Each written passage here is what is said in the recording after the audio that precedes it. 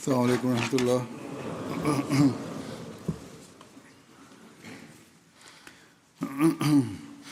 أشهد أن لا إله إلا الله وحده لا شريك له وأشهد أن محمدا عبده ورسوله أما بعد فأعوذ بالله من الشيطان الرجيم. بسم الله الرحمن الرحيم.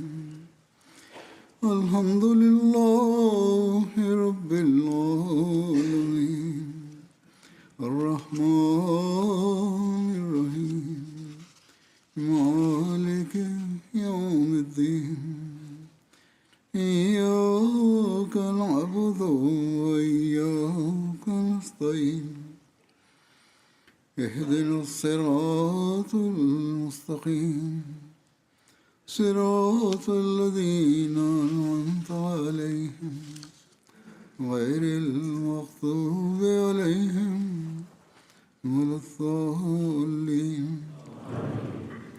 جلسة معايير شكر رسول الله صلى الله عليه وسلم في أعماله وأقواله ونصائحه.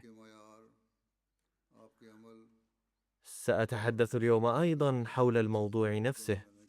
لقد أرشد صلى الله عليه وسلم إلى شكر الله تعالى حتى على أصغر الأمور. فقد ورد في رواية عن أنس بن مالك قال رسول الله صلى الله عليه وسلم: إن الله ليرضى عن العبد أن يأكل الأكلة فيحمده عليها، أو يشرب الشربة فيحمده عليها. وعن عائشة قالت: دخل النبي صلى الله عليه وسلم البيت فرأى كسرة ملقاة فأخذها فمسحها ثم أكلها، وقال: يا عائشة أكرمي كريما، فإنها ما نفرت عن قوم قط فعادت إليهم.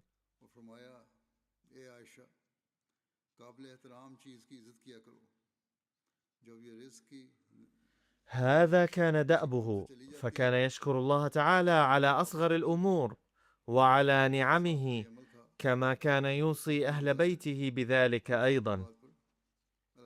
فإذا كنا نرغب في الحصول على البركة وفي الرزق، فعلينا أن نشكر الله تعالى على كل نعمة من نعمه.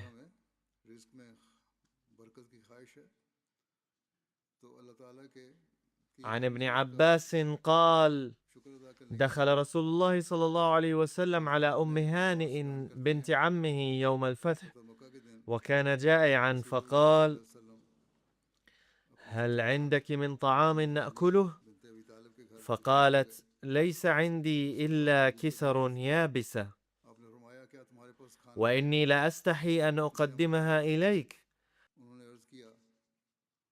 فقال: هلمي بهن، فكسرهن في ماء وجاءت بملح، فقال: هل من إيدام؟ فقالت: ما عندي يا رسول الله إلا شيء من خل.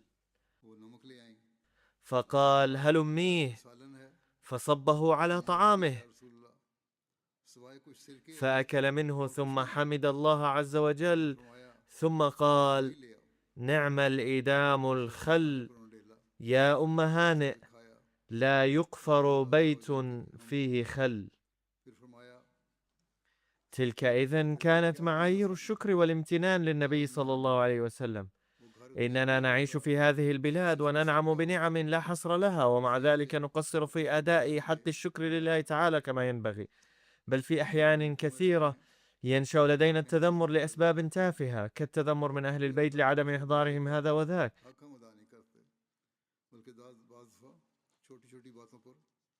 وقد قدم حضرة مصلح الموعود رضي الله عنه مقارنة بليغة ومؤثرة بين موقف الجاحدين وبين ما أظهره الصحابة من شكر وامتنان،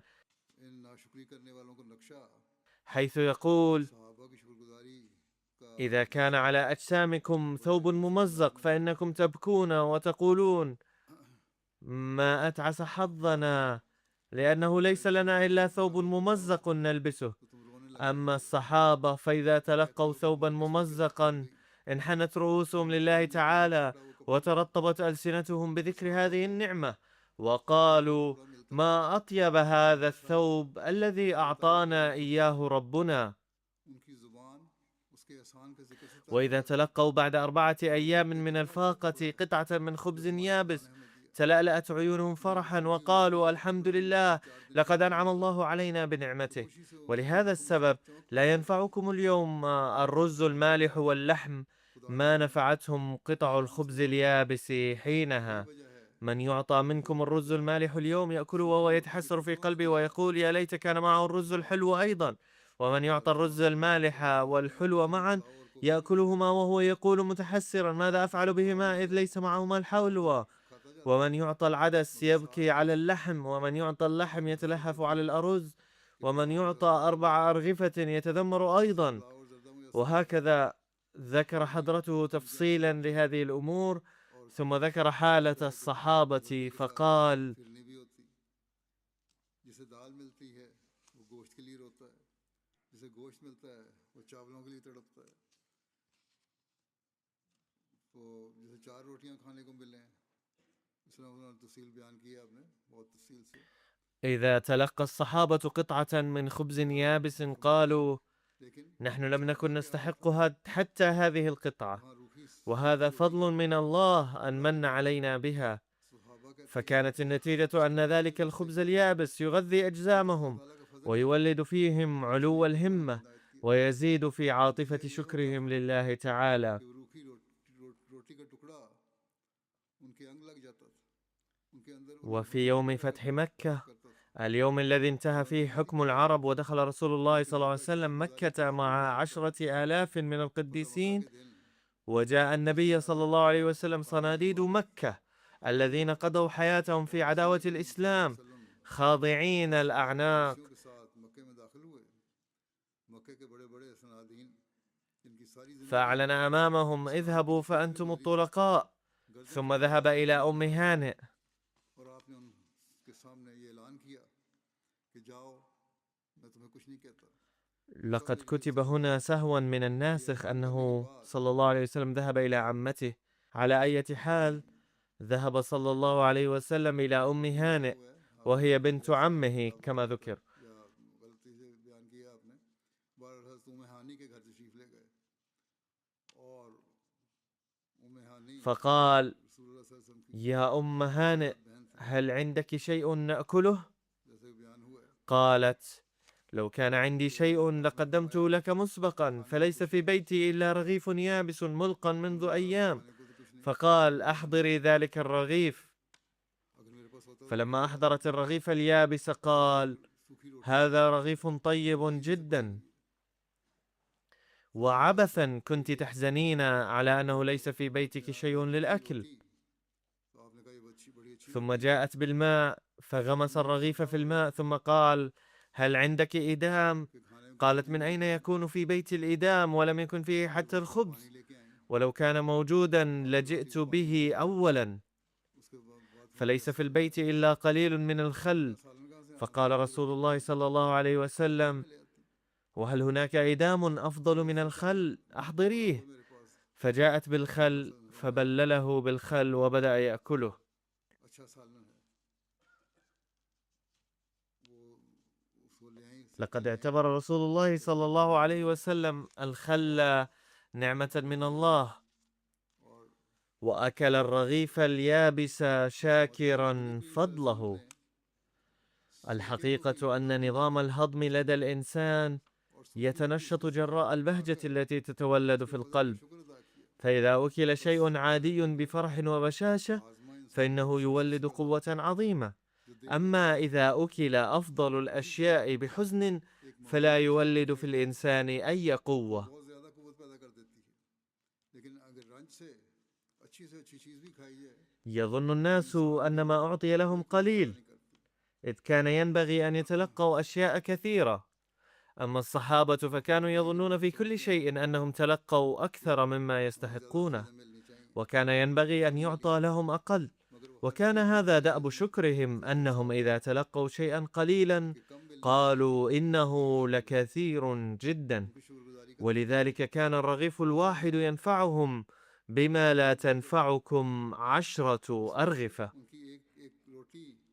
ثم قال حضرته: وذلك لأن بعضكم لم يذق بعد حلاوة الإيمان، وقلوبكم غافلة تماما عن الحقيقة أن الله خلقكم لعمل روحاني عظيم، ومن خلقه الله للانقلاب والتغيير الروحي فإن أعظم ملوك الدنيا لا يساوي شيئا أمامه، ولكن بدلا من أن تدركوا مقامكم وتشعروا بواجباتكم حق الشعور تتوجهون إلى أمور حقيرة ذليلة وصغيرة وتقولون لم يعط لي هذا ولم يعط لي ذاك.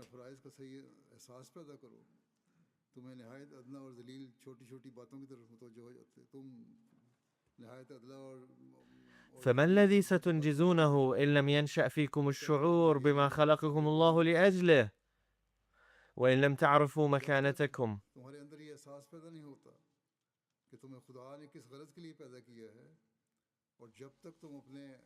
لقد وضعكم الله في مقام يجب أن يكون قلبكم مملوءا دائما فيه بموجات الفرح، وأن تظهر فيكم اليقظة والانتباه دائما. إذا نشأت هذه الحالة فيكم فإن أقل طعام يكفيكم للعمل فورا. فهذه هي الوصفة التي ينبغي أن يستخدمها عموما كل الأحمديين الذين إمكانياتهم محدودة، ولا سيما الواقفين للحياة منهم، لرفع مستوى شكرهم وامتنانهم. وهناك حاجة ماسة إلى ذلك، وكذلك هناك حاجة إلى غرس هذا الشعور بأقصى قدر ممكن في أزواجهم وأولادهم، لأن الغرض الذي وقف الواقفون أنفسهم من أجله غرض عظيم جدا، ولتحقيق الغرض العظيم يجب أن تكون أمامهم نماذج لمن حققوا أغراضا عظيمة، وأن يسعوا جاهدين للعمل بها، وبعد ذلك يمكن تحقيق ذلك الهدف العظيم. كيف كان رسول الله صلى الله عليه وسلم يخدم أصحابه ويشكر لهم، وكم كان يغمرهم بالدعوات. ورد ذلك في رواية عن أبي قتادة قال: خطبنا رسول الله صلى الله عليه وسلم فقال: إنكم تسيرون عشيتكم وليلتكم وتأتون الماء إن شاء الله غدا، حيث كانوا على سفر ما. فانطلق الناس لا يلوي أحد على أحد. قال أبو قتادة: فبينما رسول الله صلى الله عليه وسلم يسير حتى بهار الليل وأنا إلى جنبه، قال: فنعس رسول الله صلى الله عليه وسلم فمال عن راحلته، فأتيته فدعمته من غير أن أوقظه حتى اعتدل على راحلته. قال: ثم سار حتى تهور الليل، مال عن راحلته. قال: فدعمته من غير أن أوقظه حتى اعتدل على راحلته. قال: ثم سار حتى إذا كان من آخر السحر مال ميلة هي أشد من الميلتين الأوليين حتى كاد ينجفل، فأتيته فدعمته، فرفع رأسه فقال: من هذا؟ قلت: أبو قتادة. قال: متى كان هذا مسيرك مني؟ قال: متى كان هذا مسيرك مني؟ قلت: ما زال هذا مسيري منذ الليلة. قال: حفظك الله بما حفظت به نبيه.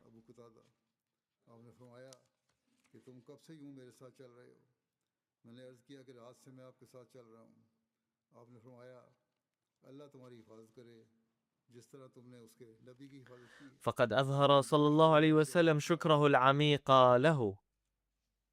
وما هي الأسوة التي قدمها النبي صلى الله عليه وسلم لنا لمعايير شكره؟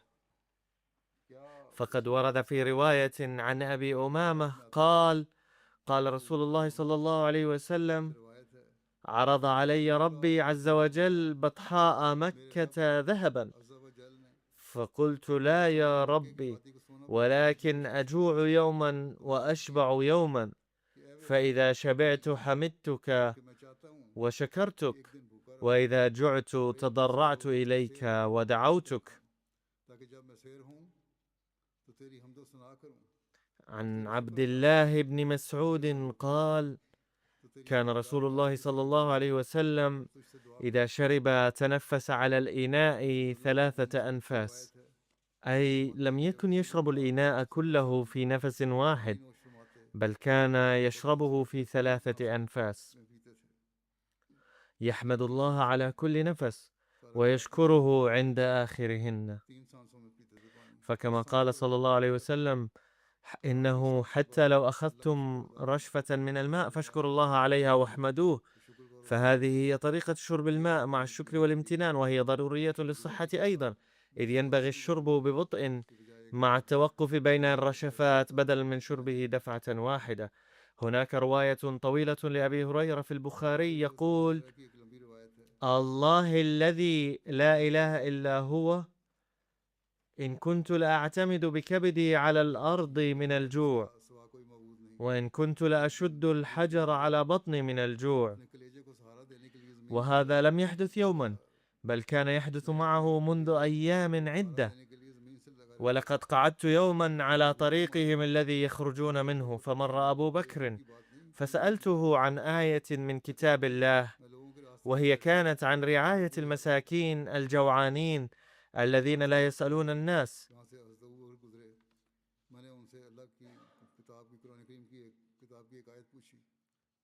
فمر ولم يفعل.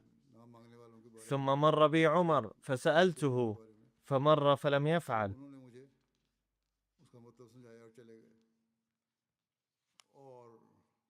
ثم مر بي النبي صلى الله عليه وسلم فتبسم حين رآني وعرف ما في نفسي وما في وجهي، ثم قال: يا أبا هر.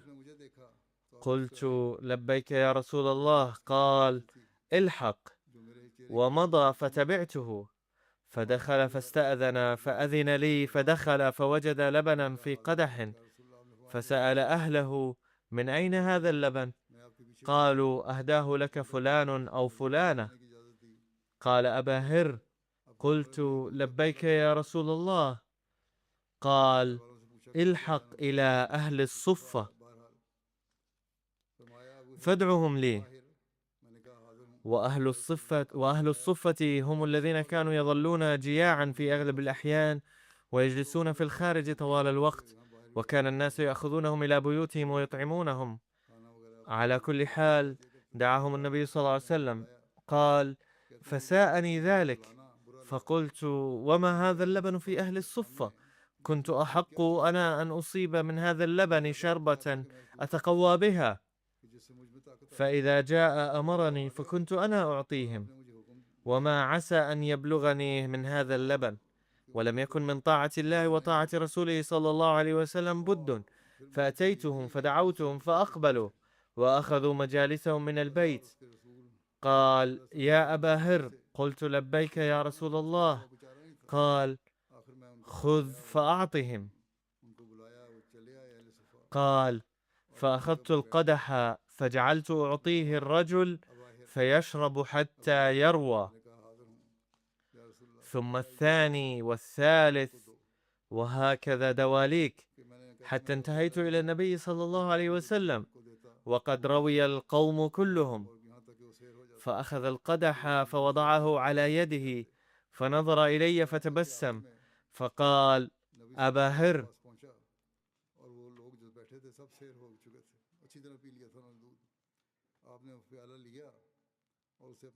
قلت: لبيك يا رسول الله. قال: بقيت أنا وأنت. قلت: صدقت يا رسول الله. قال: اقعد فاشرب. فقعدت فشربت. فقال: اشرب. فشربت، فما زال يقول: اشرب، حتى قلت: لا والذي بعثك بالحق، ما أجد له مسلكا، أي امتلأ بطني كاملا. قال: فأرني. فأعطيته القدح فحمد الله وسمى وشرب الفضل.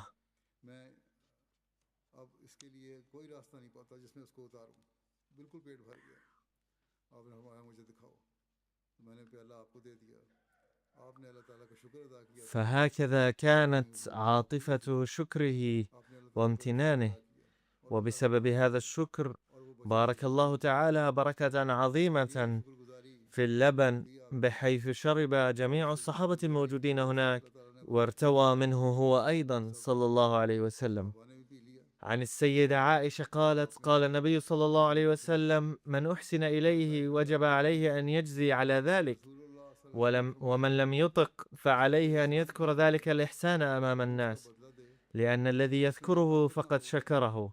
वो उस أما शख्स का बदला الذي يزعم वही करेगा نفسه عظيما क्योंकि जो शख्स بتكلف अपने وهو لا يحظى بعظمة शुक्र अदा करता है فمثله वो जैसे كمن नाक لبس का और ثوبين من गाय का الكذب، हामिल ख्याल أي करता هو है كاذب من قمة ताकि वो बुराई رأسه उसे हासिल नहीं إلى हो أخمص तो उस शख्स قدميه. की मानंद है जिसने وفي जूते का رواية लिबास أن पहना है خاله صلى और الله उस عليه शख्स का وسلم लूटा है وهو الأسود بن وهب بن और عبد बयान होता है المناف بن زهرة कि नबी करीम सल्लल्लाहु अलैहि استأذن वसल्लम النبي ने صلى الله हजरत عليه وسلم فقال النبي صلى असद الله عليه बिन वहाब وسلم: बिन يا अब्दुल मनाफ خالي أدخل.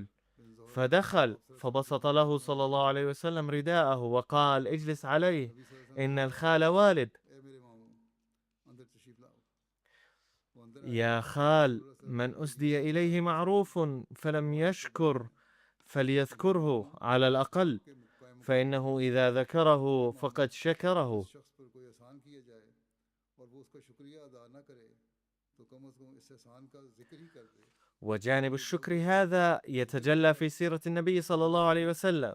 शुक्र अदा करे فهناك أحداث كثيرة في और حياته शुक्र के इस बारे نرى में فيها كيف वहाँ ذكر पर صلى ज़िक्र الله عليه की وسلم तफसील دوما है من उसमें أحسن भी إليه. बहुत सारे वाक़यात हैं فمثلا زوجته الكريمة अब हमें शुक्र حضرة की خديجة التي عرفت नेमतों का قدره प्रयास حق किया قدره और हमें से وأحسنت إليه في उसका كل शुक्र خطوة، करे وكانت سيدة ثرية हज़रत من مكة.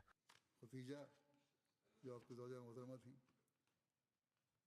जिन्होंने कदम कदम पर حين تزوجته रसूलुल्लाह صلى الله सल्लल्लाहु عليه अलैहि वसल्लम وسلم की جمعت كل أموالها على और उसके قدمي पीछे النبي खड़ी صلى रही الله عليه وسلم वो मक्के के لينفقها बादशाह थे كيف يشاء.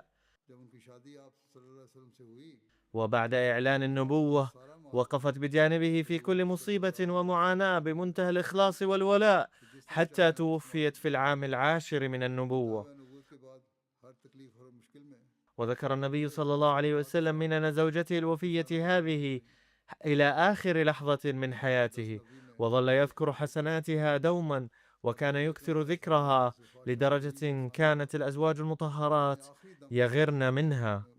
के एहसानों को अपने आखिरी दम तक याद रखा فعن और عائشة हमेशा उनकी नेकियों قالت: का तज़किरा फरमाते रहे इतना तज़किरा फरमाते हैं كان النبي صلى الله عليه कि जब कभी وسلم दूसरी إذا बीवियों का ذكر तज़किरा خديجة होता أثنى عليها जहाँ हज़रत खदीजा فأحسن الثناء. बयान फरमाती हैं قالت: فغرت कि नबी يوما सल्लल्लाहु अलैहि वसल्लम فقلت: हज़रत खदीजा का जिक्र ما फरमाते أكثر ما और تذكرها उनकी तारीफ حمراء करते الشدق، और बहुत अच्छी तारीफ قد करते أبدلك الله एक عز दफ़ा एक औरत وجل आई بها خيرا और उसने منها. आप सल्लल्लाहु अलैहि वसल्लम से अर्ज़ किया कि आप क्या इस बूढ़ी का जिक्र قال: करते रहते हैं ما أبدلني الله फरमाया عز कि अल्लाह ताला وجل ने خيرا मुझे منها. आप सल्लल्लाहु अलैहि قد वसल्लम की آمنت फ़ज़ीलत से بي إذ मुझसे आगाह كفر किया الناس इस पर आप قد सल्लल्लाहु अलैहि آمنت वसल्लम ने بي إذ फरमाया كفر بي الناس अल्लाह ताला ने मुझे इससे बेहतर وصدقتني दोस्ती दी إذ है كذبني الناس क्योंकि खदीजा ने وواستني मुझसे झूठ नहीं بمالها किया إذ حرمني और मेरा الناس इनकार किया ورزقني और जब الله मुझे عز ज़रूरत पड़ी وجل ولدها तो उसने मेरी إذ तकलीफ की حرمني أولاد जब लोगों ने मुझे النساء. माल से महरूम किया तो उसने अपने माल فقد से मुझे ذكر خدماتها और अल्लाह ताला ने طول मुझे ऐसी الحياة औलाद अता फरमाई وأعرب عن कि दूसरी شكره औरतों को لها ये औलाद دوما. नहीं दी आपने तमाम उम्र उनकी खिदमत كذلك गुजारी كان صلى الله عليه उनकी وسلم शुक्रगुजारी के लिए يشكر तैयार كثيرا أصحابه الذين نصروه بأي طريقة. فذات يوم نشأ خلاف بين سيدنا عمر وسيدنا أبي بكر رضي الله عنهما، فلما بلغ النبي صلى الله عليه وسلم خبر ذلك ذكر الصحابة منن سيدنا أبي بكر العظيمة ونصحهم بألا يؤذوه. فلما جاء النبي صلى الله عليه وسلم كلاهما بقضيتهما قال أبو بكر رضي الله عنه: أنا اعتديت على عمر وأطلب العفو عن ذلك. وقال عمر رضي الله عنه: بل أنا اعتديت عليه وأطلب العفو عن ذلك.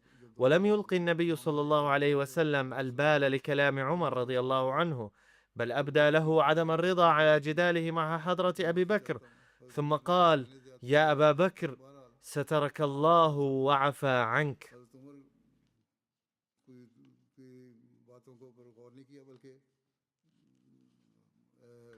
ثم ندم حضرة عمر وزار أبا بكر رضي الله عنه في بيته.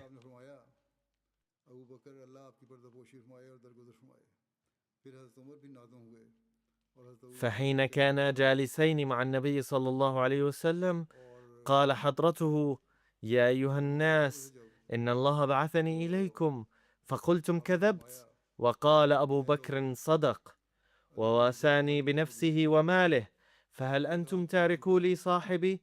قال ذلك مرتين فما أوذي بعدها، وكان دوما يتلقى العناية.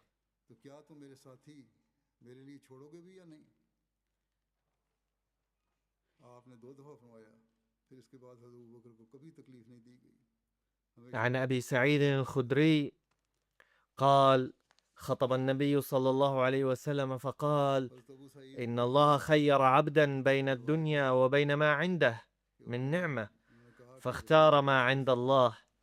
فبكى أبو بكر الصديق رضي الله عنه، فتعجبنا من بكائه: ما يبكي هذا الشيخ إن يكن الله خير عبدا؟ فكان رسول الله صلى الله عليه وسلم هو ذلك العبد، وكان أبو بكر أعلمنا بذلك، ولذلك بكى. قال النبي صلى الله عليه وسلم: إن أأمن الناس علي في صحبته وماله أبو بكر. قال النبي صلى الله عليه وسلم: إن أمن الناس علي في صحبته وماله أبو بكر، ولو كنت متخذا خليلا من أمتي لاتخذت أبا بكر. فكان سبب بكاء أبي بكر رضي الله عنه أن قد خطر بباله إثر سماع هذا الحديث أن الله سبحانه وتعالى يريد أن يستعيد النبي صلى الله عليه وسلم إليه.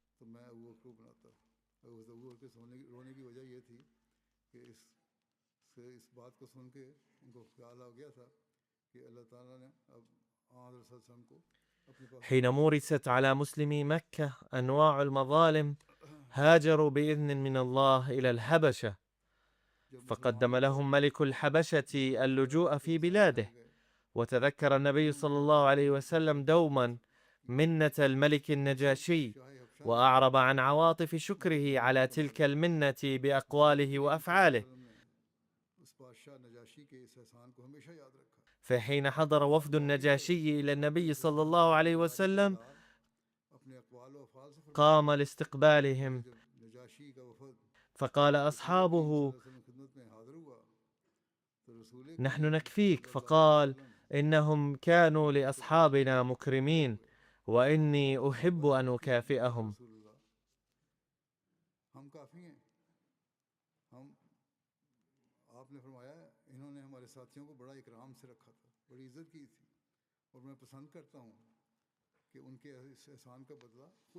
فعن أبي هريرة رضي الله عنه أن رسول الله صلى الله عليه وسلم نعى النجاشي في اليوم الذي مات فيه، خرج إلى المصلى فصف بهم وكبر 4.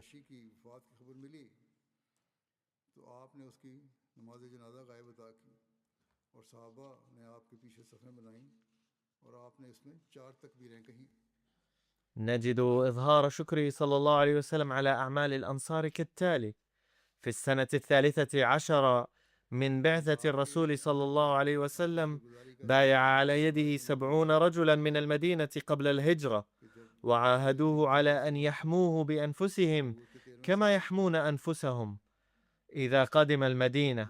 فقال أحد الصحابة الأنصار في ذلك المقام: يا رسول الله، إن لنا علاقات قديمة مع اليهود، مع يهود المدينة، فإذا نصرناك انقطعت تلك العلاقات، فنخشى أن يعطيك الله النصر فتتركنا وترجع إلى مكة.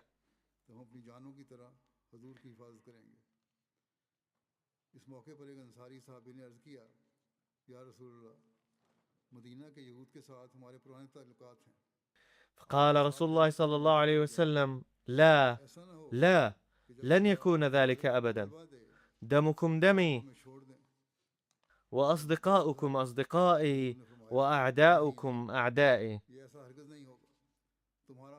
عن ابن عباس أن النبي صلى الله عليه وسلم فوضعت له وضوءا فقال: من وضع هذا؟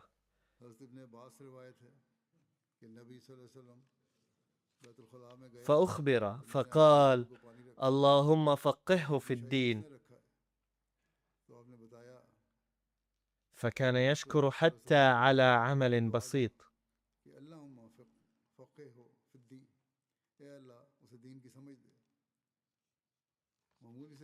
وفي رواية أن النبي صلى الله عليه وسلم تزوج السيدة صفية في الطريق بعد غزوة خيبر، فحرسه ليلة العرس حضرة أبو أيوب خالد بن زيد طول الليل على باب الخيمة. فلما استيقظ النبي صباحا ورآه مكانه قال: ما لك يا أبا أيوب؟ قال: يا رسول الله، خفت عليك من هذه المرأة،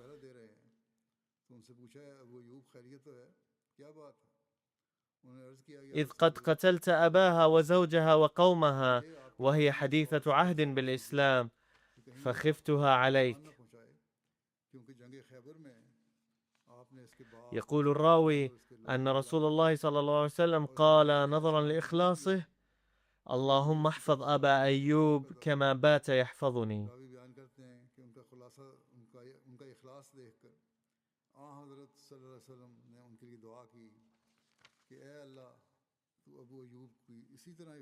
كان المطعم بن عدي هو من مزق الصحيفة الغاشمة لقريش، وأدخل النبي صلى الله عليه وسلم بعد عودته من الطائف في مكة بجواره. فلما جاء أسرى بدر أمامه صلى الله عليه وسلم ذكر أيادي مطعم. ففي رواية عن محمد بن جبير عن أبيه حضرة جبير بن المطعم رضي الله عنه أن النبي صلى الله عليه وسلم قال في أسار بدر: لو كان المطعم بن عدي حيا ثم كلمني في هؤلاء النتنة لتركتهم له.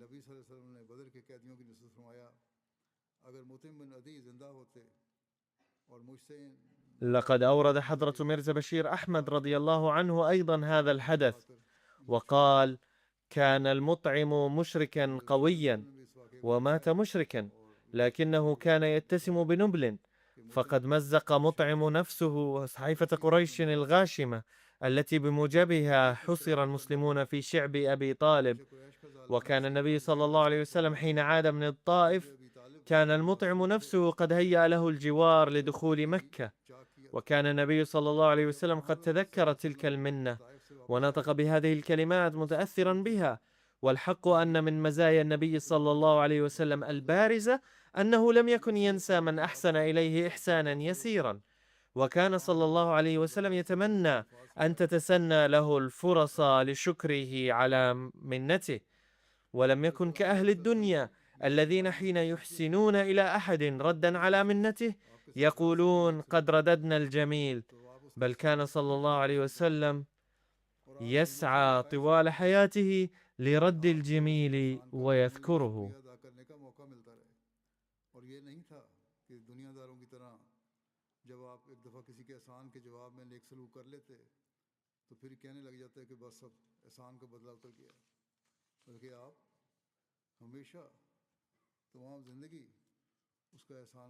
عن عبد الله بن أبي ربيعة المخزومي عن أبيه عن جده أن النبي صلى الله عليه وسلم استلف منه حين غزا حنينا 30 أو 40 ألفا، فلما قدم قضاها إياه، ثم قال له النبي صلى الله عليه وسلم: بارك الله لك في أهلك ومالك، إنما جزاء السلف الوفاء والحمد، أي يجب الشكر لمن هيأ الدين. قال حضرة عمرو بن أخطب: استسقى رسول الله صلى الله عليه وسلم ماء فأتيته بقدح فيه ماء فكانت فيه شعرة فأخذتها، وهذا أمر بسيط، وقدمت القدح للنبي صلى الله عليه وسلم فقال صلى الله عليه وسلم: اللهم جمله، أي اجعله يا رب جميلا، فلم يكن يفوت أي فرصة صغيرة للشكر. قال الراوي: فرأيته وهو ابن 93 ليس في رأسه ولحيته شعرة بيضاء.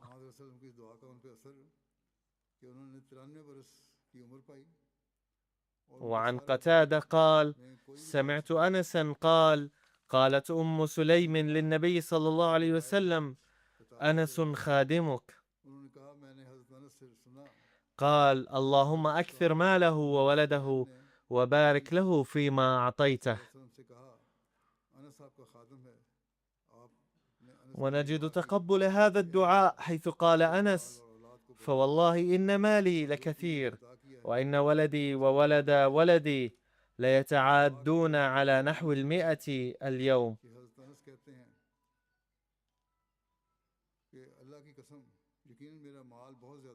ثم قال صلى الله عليه وسلم ناصحا عن جابر عن النبي صلى الله عليه وسلم قال: من أحسن إليه فذكره فقد شكره، وإن كتمه فقد كفره.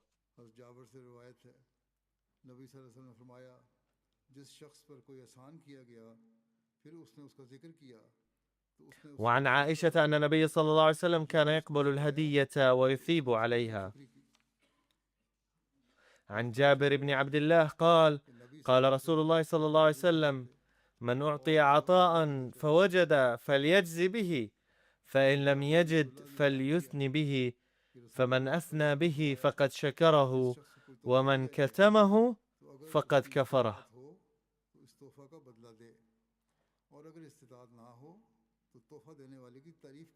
هذه هي الأخلاق الأساسية، وهي ضرورية جدا لخلق المحبة والتسامح في المجتمع.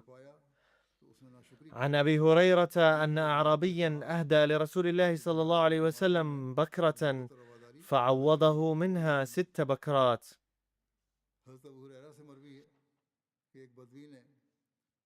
عن أبي هريرة: أتى رجل النبي صلى الله عليه وسلم يسأله، فاستلف له رسول الله صلى الله عليه وسلم نصف وسق، أي 80 كيلوغرام تقريبا. فجاء الرجل يتقاضاه فأعطاه وسقا وقال: نصفه قضاء ونصفه نائل، شكرا.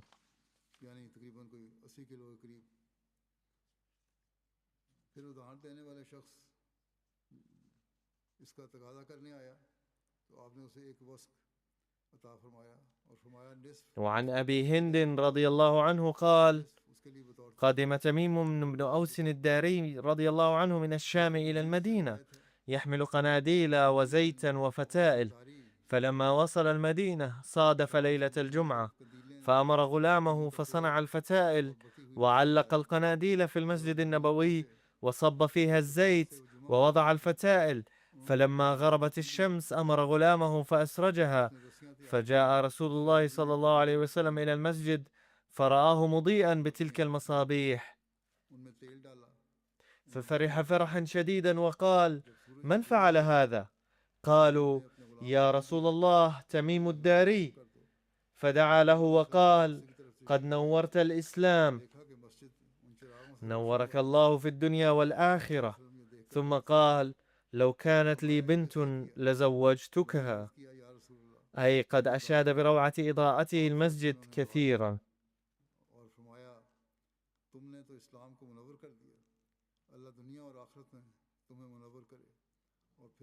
عن عائشة رضي الله عنها أن النبي صلى الله عليه وسلم كان يقوم من الليل حتى تتفطر قدماه، فقالت له عائشة رضي الله عنها: يا رسول الله، لم تصنع هذا وقد غفر الله لك ما تقدم من ذنبك وما تأخر؟ فقال صلى الله عليه وسلم: أفلا أحب أن أكون عبدا شكورا؟ وكان النبي صلى الله عليه وسلم إذا كثر لحمه أو بسبب مشقة في القيام بسبب ما كان يصيبه من ألم في رجليه ربما صلى جالسا، وكان إذا صلى جالسا قرأ الفاتحة والسور وهو جالس، فإذا أراد الركوع قام ثم ركع. ويروي عطاء أنه قال: ذهبت مرة مع ابن عمر وعبيد الله بن عمر إلى أم المؤمنين عائشة رضي الله عنها، فقلت لها: يا أم المؤمنين، أخبريني بأعجب شيء رأيت من رسول الله صلى الله عليه وسلم. عطا روایت کرتے ہیں کہ ایک مرتبہ میں ابن عمر اور عبید اللہ بن عمر کے ساتھ حضرت عائشہ کی خدمت میں حاضر ہوا اور میں نے ام المومنین حضرت عائشہ رضی اللہ عنہا سے عرض کی کہ مجھے آن حضرت صلی اللہ علیہ وسلم کی کوئی عجیب ترین بات بتائیے. فبكت عائشة رضي الله عنها من شدة تأثرها بذكر رسول الله صلى الله عليه وسلم، وقالت: وهل كان له فعل إلا عجيب؟ ثم قالت: جاءني رسول الله صلى الله عليه وسلم ذات ليلة فنام معي في فراشي، ثم قال: يا عائشة، أتأذنين لي الليلة أن أقوم لعبادة ربي؟ فقلت: والله إني أحب قربك وأحب ما تحب، ومن جهتي قد أذنت لك. فقام صلى الله عليه وسلم فتوضأ من إداوة، ثم قام يصلي، وبكى في صلاته حتى سالت دموعه على صدره، ثم جلس بعد الصلاة متكئا على يمينه، ووضع يده اليمنى تحت خده الأيمن، وأخذ يبكي حتى سالت دموعه على الأرض، حتى جاء بلال رضي الله عنه بعد أن أذن للفجر، فلما رآه على تلك الحال من البكاء والتضرع قال: يا رسول الله، لم تبكي هذا البكاء وقد غفر الله لك ما تقدم من ذنبك وما تأخر؟ فقال رسول الله صلى الله عليه وسلم: أفلا أكون عبدا شكورا؟ وكيف لا أبكي وقد أنزل الله علي الليلة هذه الآيات. ثم تلا صلى الله عليه وسلم قول الله تعالى: إن في خلق السماوات والأرض واختلاف الليل والنهار لآيات لأولي الألباب الذين يذكرون الله قياما وقعودا وعلى جنوبهم ويتفكرون في خلق السماوات والأرض ربنا ما خلقت هذا باطلا سبحانك فقنا عذاب النار.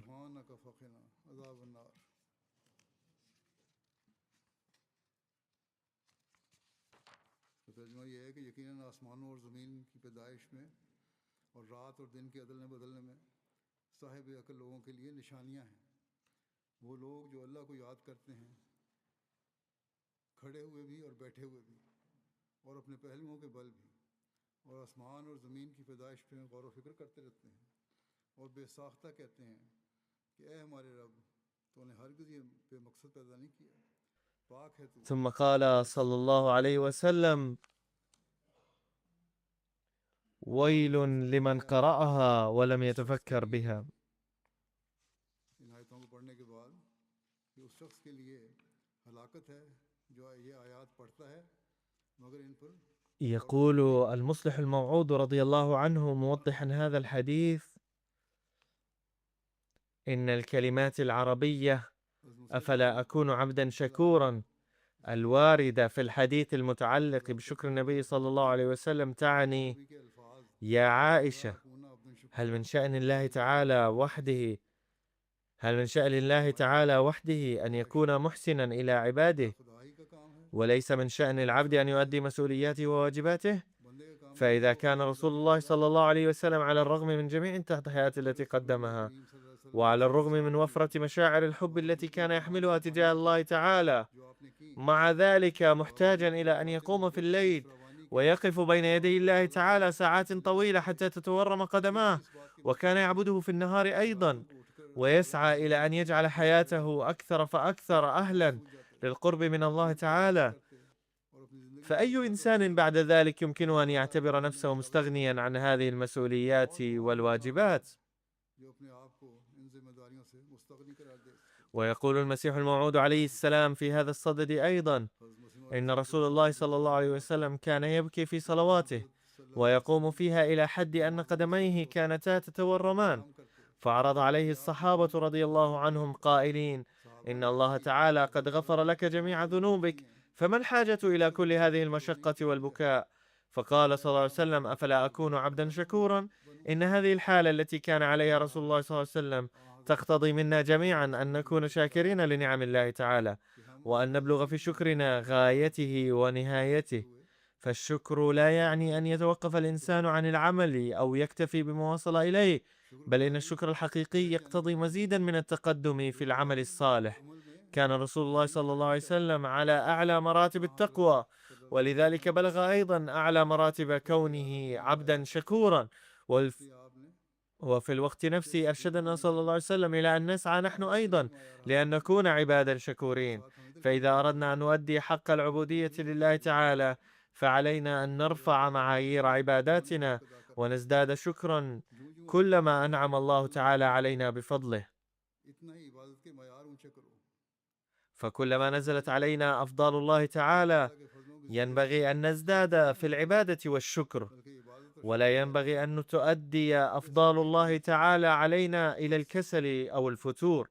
فإذا عملنا بهذه الوصفة فسوف نواصل إن شاء الله اجتياز مراحل التقدم والارتقاء، سواء على المستوى الفردي أم على المستوى الجماعي. وقد أوضح المصلح الموعود رضي الله عنه هذا الأمر في موضع آخر، فقال: جاهل من قال البيت بالفارسية الذي يقول كرمهتو مارا كرد جوستاخ، أي إن ألطافك جعلتنا متجاسرين. وهذا بيت بالفارسية يقول فيه الشاعر مخاطبا الله تعالى: إن كرمك وفضلك هما اللذان جعلاني جريئا، أي أنه بدلا من أن يصبح شاكرا لله تعالى أصبح جريئا ومتجاوزا للحدود بسبب أفضال الله عليه. ولكن هذا القول خطأ، لأن فضل الله تعالى لا يجعل الإنسان جريئا ولا متمردا، بل يجعله أكثر شكرا وامتثالا وأكثر خضوعا وطاعة لله تعالى. فكونوا أكثر شكرا مما كنتم، فإن الله تعالى يقول: لئن شكرتم لأزيدنكم. فنسأل الله تعالى أن يجعلنا عباده الشاكرين حقا، وأن يجعلنا من عباده الحقيقيين، وأن يوفقنا دائما لأن نكون أهلا لأفضاله. آمين.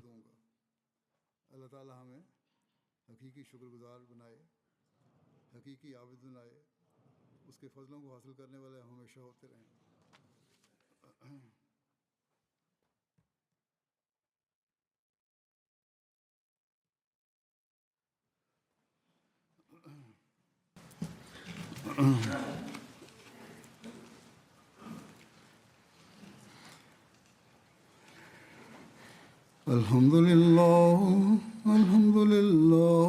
نحمده ونستعينه ونستغفره ونؤمن به ونتوكل عليه ونعوذ بالله من شرور أنفسنا ومن سيئات أعمالنا. من يهده الله فلا مضل له ومن يضلله فلا هادي له. ونشهد أن لا إله إلا الله ونشهد أن محمدا عبده ورسوله. عباد الله رحمكم الله، إن الله يأمر بالعدل والإحسان وإيتاء ذي القربى وينهى عن الفحشاء والمنكر والبغي يعظكم لعلكم تذكرون. اذكروا الله يذكركم وادعوه يستجب لكم ولذكر الله أكبر.